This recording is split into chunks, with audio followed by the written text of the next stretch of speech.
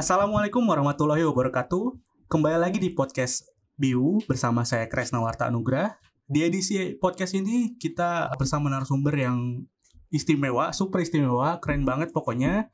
Di sebelah saya sudah ada, boleh Mas perkenalkan? Oke, perkenalkan saya Muhammad Zulfadli, tapi biasa dipanggil Fadi Delino. Fadi Delino ini adalah nama stage ya, nama panggung. Iya. Jadi kalau saya nge-MC, kalau saya ngasih training, itu saya memperkenalkan diri saya Fadli Delino. Iya. Oke. Delino. Fadli Delino ini sebenarnya Delino itu asalnya dari Delino. D itu desa, Li itu lintau, O-nya itu buo. Jadi tempat asal orang tua saya ya, daerah Desa Lintau Buo di Sumatera Barat, Sumatera Barat. gitu. Iya. Padang berarti. Padang, kotanya Padang. Kotanya Padang. Iya. Ya, jadi guys, Mas Fadli ini merupakan MC dan juga public speaker ya, betul ya Mas ya? Betul. Dan itu juga menyangkut topik pembahasan kita kali ini, yaitu tentang public speaking. Jadi boleh langsung aja kita dengerin. Kita lihat sama-sama penjelasan dari Mas Fadli. Pertanyaan dasar aja Mas ya. Sebenarnya apa sih public speaking itu Mas? Oke, public speaking itu sendiri ya Mas, itu berasal dari bahasa Inggris ya. Iya. Dua kata. Public itu artinya umum ya, dan speaking artinya berbicara. Iya. Jadi dalam bahasa Indonesia artinya berbicara di depan umum. Jadi bagaimana caranya kita berbicara di depan orang banyak. Nah, public speaking itu sendiri berbeda ya Mas dengan ngobrol. Nih kita ngobrol ya. Kalau kita ngobrol itu berdua biasa ya. Itu untuk penggunaan kata-katanya pun itu biasa aja sih. Tidak tepat, tidak menggunakan kata-kata yang semestinya itu bisa. Tetapi di dalam kita melakukan public speaking atau berbicara di depan umum itu kita harus menggunakan kata-kata yang tepat. Ya, kata-kata yang ya istilahnya itu bisa diterima oleh orang banyak karena kita berbicara dengan orang banyak gitu, tidak bicara berdua seperti teman, itu berbeda. Seperti itu kira-kira. Oke, Mas Fadli ini kan seorang MC dan juga public speaker ya. Tentunya banyak pengalaman yang udah Mas Fadli ini dapat gitu. Nah, sebetulnya bagaimana sih Mas awal mulanya supaya kita itu bisa menjadi seorang public speaker yang sukses begitu? Oke, awal mulanya ya. Jadi kalau melihat pengalaman saya Mas, sebenarnya awal mulanya itu dari bagaimana kita berpikir ya. Pola pikir ini sangat penting ya untuk bisa kita menjadi seorang public speaker. Karena apa? Karena apabila pola pikir atau bisa dikatakan juga mindset, kita memiliki mindset yang salah, itu sangat sulit sekali Mas untuk bisa berhadapan dengan orang banyak. Nah, seperti yang kita ketahui bersama bahwa di Amerika itu adalah ketakutan yang pertama Mas. Itu urutan yang pertama itu melakukan public speaking atau berbicara di depan orang banyak. Aneh kan Mas? Dan itu di atas dari kematian. Kematian itu urutan yang keberapa gitu loh. Sedangkan public speaking itu yang pertama. Nah, inilah yang menyebabkan bahwa kita sangat penting sekali untuk belajar ya, untuk belajar bagaimana caranya berbicara di depan orang banyak. Nah, yang pertama itu adalah mindset Mas. Karena mindset ini itu ibaratnya kalau kita bangun rumah itu seperti pondasi. Jadi kalau kita mau melakukan public speaking, kita harus memiliki pondasi yang kuat. Nah, pondasi yang kuat itu adalah mindset atau pola pikir yang benar. Lalu setelah itu baru teknik-teknik Mas. Ya, dan juga tentunya latihan. Betul. Ya, harus latihan. Kalau kita belajar tanpa latihan juga nggak akan bisa-bisa ya Mas ya. Betul ya. Ini karena public speaking ini bukanlah ilmu teori, tetapi ilmu praktek. Ketika kita sudah belajar, sudah mengetahui ilmunya, lalu kita praktekkan ya. Practice makes perfect. Seperti itu Mas kira-kira. Nah, tadi itu penjelasan kenapa sih kita itu harus bagaimana kita menjadi seorang public speaker yang sukses begitu. Nah, ini pertanyaan yang mungkin banyak sebagian orang juga pertanyakan. Kenapa sih public speaking itu perlu kita pelajari Mas? Karena kan nggak semua orang nantinya akan berbicara di depan banyak umum. Mungkin juga mereka bukan menjadi orang yang akan berbicara di depan orang banyak begitu. Nah, tapi kenapa sih kita perlu mempelajari public speaking ini gitu Mas? Iya, apalagi di era sekarang ini, di era konseptual namanya Mas, di mana orang itu harus melakukan public speaking Mas sebenarnya. Itu di setiap lini menggunakan public speaking. Misalkan di tempat kerja Mas, ketika baru Mas diterima nih untuk masuk ke sebuah perusahaan, itu melalui yang namanya interview terlebih dahulu. Itu kan yang dilihat kita bagaimana caranya kita menjelaskan, ya kan? Menjelaskan apa yang akan kita tampilkan, apa yang akan kita berikan kepada perusahaan. Nah, itu biasanya interview itu kita harus melakukan public speaking itu, ya. Lalu apalagi? Nah, kalau misalkan dokter misalkan, oke, Mas sendiri di misalnya lulusan mana nih? Saya lulusan manajemen informatika. Manajemen informatika. Nah, manajemen informatika itu juga memerlukan public speaking Mas, ya. Ketika kita menjelaskan proyek-proyek kita kepada orang banyak, dan juga itu bagaimana kita menampilkan kemampuan kita, ya, menjual, ya. Itu juga menggunakan public speaking. Nah, di zaman sekarang itu sangat penting Mas. Nah, sudah banyak nih stasiun TV, baik pun itu lokal ataupun internasional, itu sudah banyak sekali ya, banyak sekali tumbuh. Dan artinya apa? Kebutuhan orang-orang yang memiliki kemampuan public speaking atau berbicara di depan orang banyak ini semakin bertambah. Dan pada zaman sekarang itu sangat penting Mas untuk melakukan atau belajar public speaking, ya. Dan anak-anak kecil pun sama Mas, misalkan di sekolah. Jadi anak-anak kecil itu misalkan dia memiliki annual project, ya, project tahunan. Nah, gurunya itu meminta si anak untuk menjelaskan project yang sudah dia buat, ya. Dengan apa? Dengan public speaking tentunya. Ya, misalkan mereka sudah membuat project dalam bentuk diorama ya. Diorama itu seperti dia membuat miniatur. Misalkan dia bikin miniatur hutan, ya. Di situ ada binatangnya, di situ ada tanamannya. Lalu ketika annual project itu akan dipresentasikan oleh si anak. Nah, itu pun anak kecil membutuhkan public speaking di zaman sekarang. Seperti itu kira-kira Mas.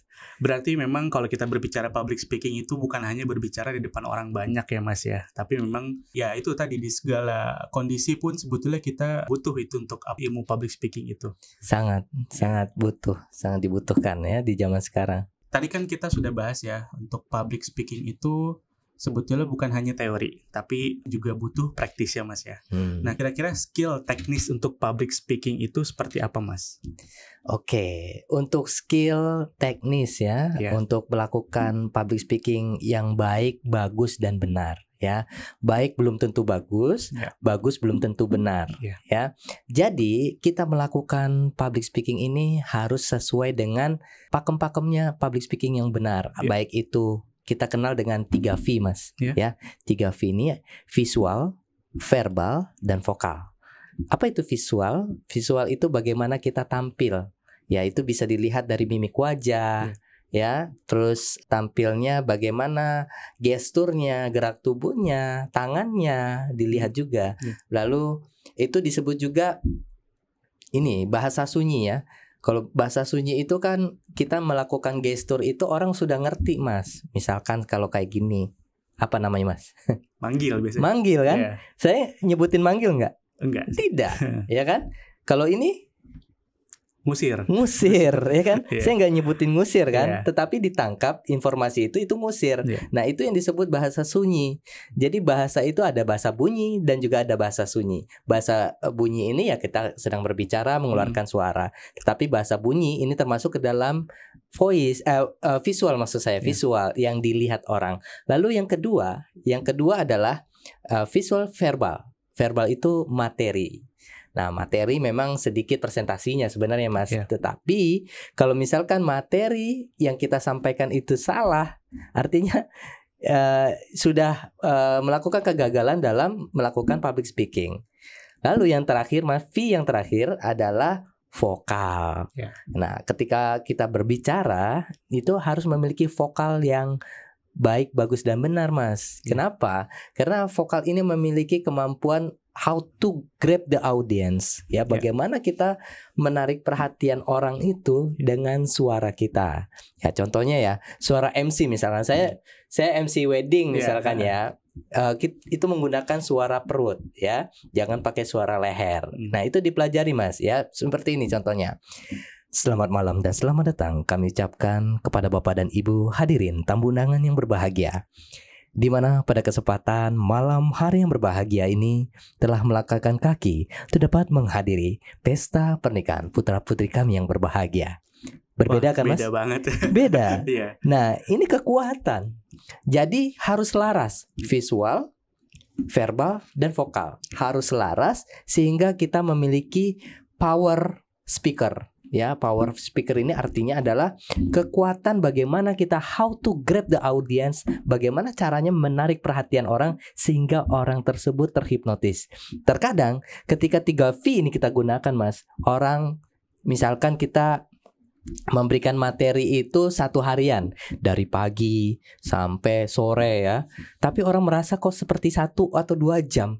Dia bingung, lah ini acara bukannya dari pagi sampai sore gitu kan, sekitar 7 jam segala macam, tapi dia merasa seperti 1 jam. Nah inilah yang sudah terpenuhi 3V-nya itu tadi Mas. Makanya kita harus menguasai gitu loh Mas. Kita ke next question ya. Oke. Banyak ya? Ada berapa ratus ini? Kalau kita tanya semua mungkin bisa sampai besok ini.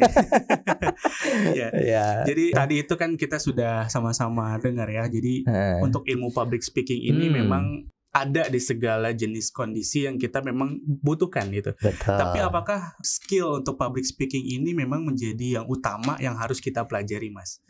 Atau mungkin ya cukup kita dengan berbicara yang lancar, mungkin tegas, yang bisa diterima sama orang itu juga sudah cukup. Itu bagaimana Mas? Iya, jadi skill public speaking kalau saya katakan di zaman sekarang ini Mas, di zaman konseptual, di mana zaman ini zaman yang bisa dikatakan orang yang memiliki simpati itu akan dihormati, ya.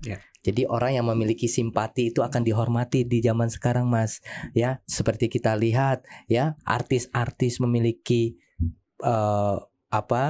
simpati yang luar biasa.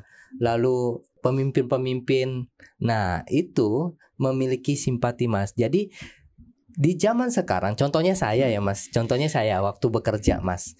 Ketika bekerja itu, jadi banyak sih sebenarnya yang pinter-pinter dari saya ya Mas ya. Banyak Mas, tetapi dia hanya pintar untuk dirinya sendiri dan tidak bisa dipublikasikan keluar. Dan artinya apa? Jadi pemimpin yang di perusahaan itu tuh tidak tahu bahwa dia itu pintar, gitu loh. Jadi kepintaran itu juga harus kita luapkan, ekspresikan dengan apa? Dengan public speaking itu tadi, ya. Jadi ketika kita bisa melakukan public speaking misalkan di sebuah lingkungan, Mas, biasanya dia akan cepat naik Mas itunya, tingkatannya, apa namanya itu Mas di dalam pekerjaan? Kalau kita lihat rank kali ya. Iya, jadi memiliki tingkatan-tingkatan ya kalau di perusahaan itu ya. Jadi misalkan dia baru masuk, dia pada level 1, 2, 3 dan seterusnya. Dan ini dinilai sebenarnya di perusahaan itu. Nah, ketika kita sering melakukan public speaking, berbicara presentasi di depan orang banyak, di depan teman-teman, dan itu biasanya kita mudah sekali terkenal. Nah itu efeknya, efek positif. Nah sehingga orang tahu dan kenal kita. Oh ini kerjanya seperti ini kan. Dari sekian banyak karyawan Mas, dari sekian banyak orang, misalkan dari sekian banyak kampus, orang yang memiliki kemampuan public speaking itu akan mudah dikenali Mas. Betul nggak? Betul nggak? Karena di mana-mana dia tampil. Wah, dia pasti ingat nih orang gitu. Tetapi kalau misalkan dia tidak memiliki kemampuan public speaking Mas, oke dia pintar, ya, dia rajin, tetapi orang tidak tahu, ya. Orang tidak tahu, dia tidak mengekspresikan. Jadi perlu adanya public speaking itu tadi Mas. Jadi menurut saya di zaman sekarang itu sangat penting, ya, baik itu di dunia kerja, baik itu di dunia pendidikan seperti kampus ini Mas ya. Di kampus BIU ya, Bina Insani University ya, sangat penting ya karena kita ada program ya. Di BIU ini ya ada program public speaking. Jadi teman-teman yang mau mendaftar di BIU jangan ragu-ragu karena kemampuan kita mengekspresikan diri, kemampuan kita melakukan public speaking itu tadi Mas sangat penting. Ketika kita belajar komputer misalkan ya Mas ya, misalkan ada teman-teman kita ini kan ada teknik komputer, di sini ada sistem informasi dan lain-lain, itu kan berhubungan dengan komputer ya Mas. Tetapi ketika dia memiliki skill itu di komputer biasanya kan orang di belakang meja ya Mas ya. Betul. Nah, ini ditambah lagi dengan kemampuan public speaking Mas. Nah, ini keren banget. Makanya di BIU ini nanti akan ada program public speaking ya, yang tentunya ini program mahal sebenarnya. Tetapi untuk mahasiswa dan mahasiswi Bina Insani University atau disebut dengan BIU ini akan mendapatkan program khusus ini Mas. Kalau misalkan mendaftar di BIU gitu loh. Ditunggu aja, nanti pasti bakal ada informasi selanjutnya mengenai public speaking ini nanti. Jadi stay tune terus di podcast Bina Insani. Wah, seru banget ya, mungkin banyak pengalaman yang bisa kita ambil nih, yang bisa kita pelajari. Nah, Mas sebagai MC dan juga public speaker, tentunya kan dari sekian banyak pengalaman tentu masih kadang suka ada kesalahan, kan memang nggak melulu selalu benar begitu ya Mas ya. Nah, bagaimana cara mengatasi ketika kita ada di dalam situasi tersebut Mas? Iya, jadi nobody perfect ya. Jadi ketika kita tampil mungkin ada suatu kesalahan atau suatu kesalahan ucap gitu ya. Ketika misalkan saya memberikan materi Mas, ketika saya memberikan materi untuk training public speaking untuk guru-guru misalkan. Ketika kita salah itu kita harus jujur. Kita harus jujur kita itu salah. Katakanlah itu ketika kita salah jangan diteruskan Mas. Bisa jadi audiens lah yang akan menginstruksi kita. Pak maaf tadi yang Bapak katakan itu salah. Tetapi kita harus sadar begini Mas. Seorang public speaker itu harus sadar apa yang dia akan sampaikan. Jadi penuh kesadaran. Memang kalau kita masuk lebih dalam lagi nih ya, sebenarnya ini berhubungan dengan ilmu namanya subconscious atau alam bawah sadar. Tetapi tunggu dulu nanti kalau udah masuk ya. Itu masih kita kunci. Karena kita kunci dulu ya. Karena ilmu alam bawah sadar ini sangat luar biasa ya.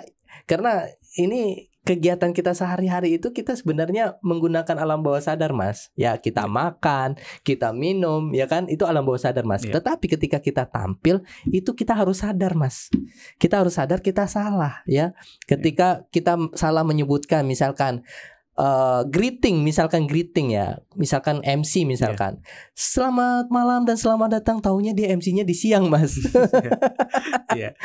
Nah, itu kan berbahaya, kita harus sadar. Nah di sana hati-hati Mas, kalau MC ini luar biasa nih, karena ini tidak bisa diulangi gitu ya Mas ya. Nah ini kita harus benar-benar sadar bahwa kita harus benar-benar prepare. Tetapi ketika kita tampil menjadi seorang trainer misalkan, trainer di suatu tempat, misalkan kita memberikan training kepada orang-orang, misalkan di mahasiswa, misalkan di depan mahasiswa, kita ada salah mengucap, kita katakan maaf ya.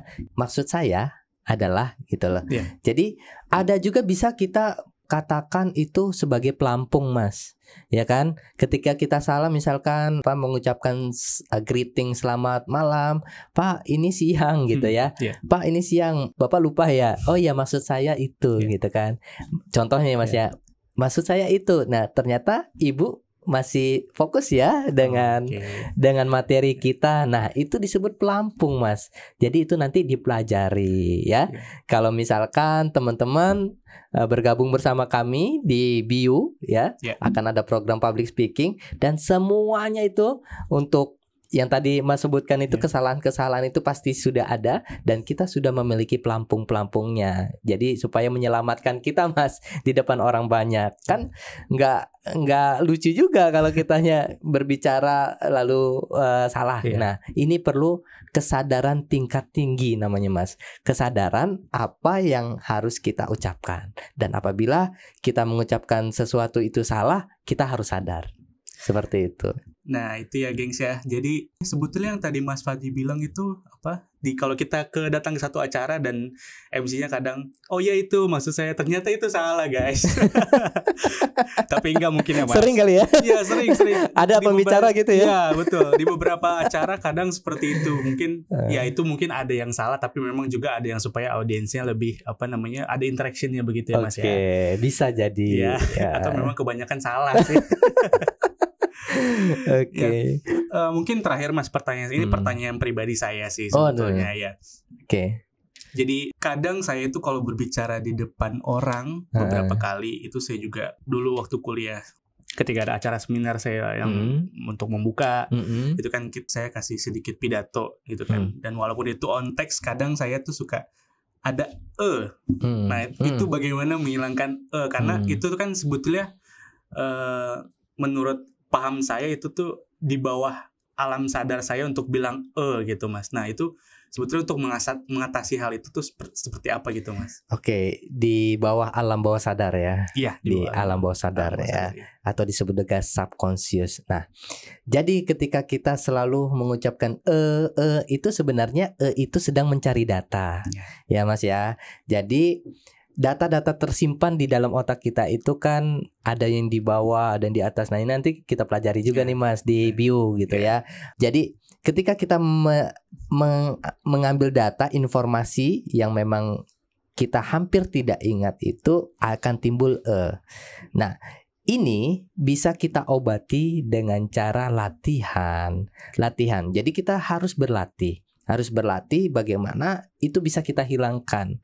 Ya, memang ada cara singkatnya sih Mas, dengan cara hipnosis gitu ya. Kita terapi itu bisa Mas. Bagaimana caranya kita mengedit data.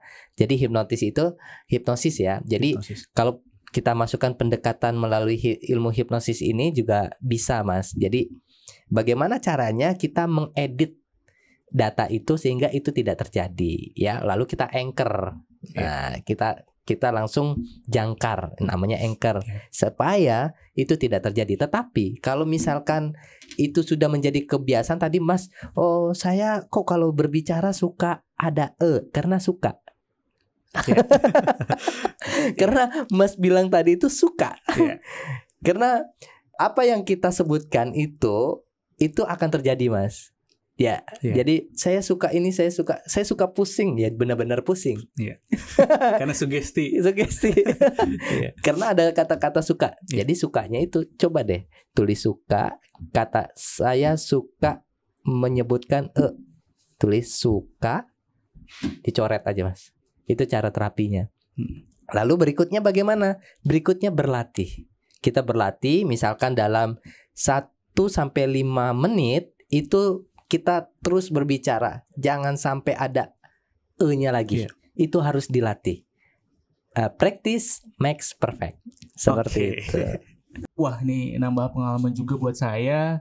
Tentunya untuk kan lagi. Ya, jadi buat kalian memang mau gitu kan untuk belajar lebih tentang public speaking, kita kebetulan ada program yang tadi sudah dijelaskan Mas Fadli juga. Itu namanya nanti segmennya itu ngopi atau ngobrol pintar di bio. Itu edisi public speaking. Di ngopi ini juga nanti kita nggak cuma public speaking Mas, nanti kita juga ada beberapa edisi segmen gitu kan. Tapi yang akan muncul atau yang akan kita up dalam waktu dekat ini itu edisi public speaking. Jadi pantau terus sosial media Binaisan University. Kita bakal up di sana. Oke, paling gitu aja. Terima kasih Mas Fadli sudah datang ke sini, sudah berbagi ilmu sama kita semua. Sangat senang sekali saya sudah diundang di sini. Dan tentunya jangan dilewatkan di segmen berikutnya ya. Tentunya akan lebih seru lagi. Pasti bakal seru lagi, bakal keren banget pokoknya buat nambah skill kita semua, buat nambah skill kalian untuk bisa lebih nyaman untuk berbicara di depan banyak orang. Saya rasa itu. Saya Kresna Warta Anugrah. Dan saya Muhammad Zulfadli. Undur diri. Terima kasih semuanya. Bye-bye.